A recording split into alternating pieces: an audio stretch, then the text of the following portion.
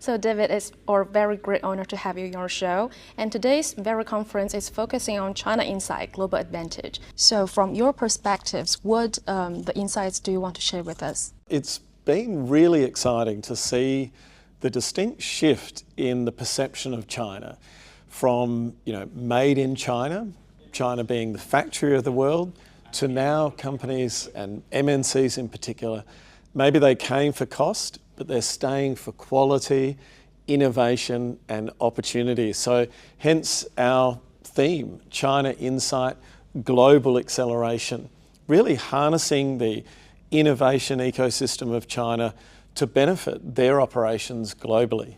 So we know that this year marks the inaugural year of China's 15th five-year plan. So how do you foresee China's goals and specific measures to stabilize foreign investment in the next 5 years? Right now, with the sort of VUCA world that we see, volatile, uncertain, complex, ambiguous, Asia is presenting stability at the 15th five-year plan here in China. And what is interesting, only a little over a decade ago, domestic consumption was only about 40% of China's economy. Today it's basically 2/3, right?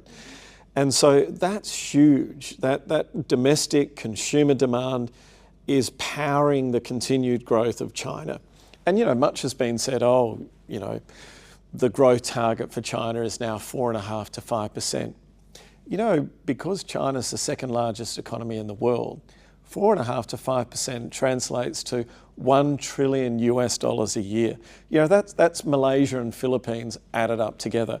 That's essentially, Sweden and Norway added together. In fact, there's just over I think it's about 23 economies in the world that are over $1 trillion GDP each year. China delivers that in growth each year.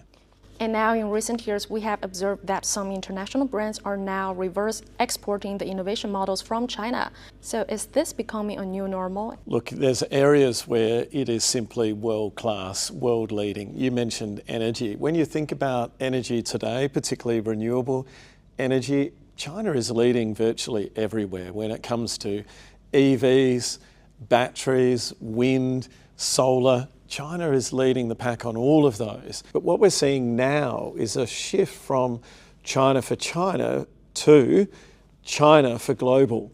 A great example would be Volkswagen. We know with their joint venture here with SAIC, take for example their latest SUV, built with 3 major Chinese ecosystem partners. We'll see, just as we have with Hyundai, Kia, Tesla, actual innovation from China going to the world. And I think that's a real shift.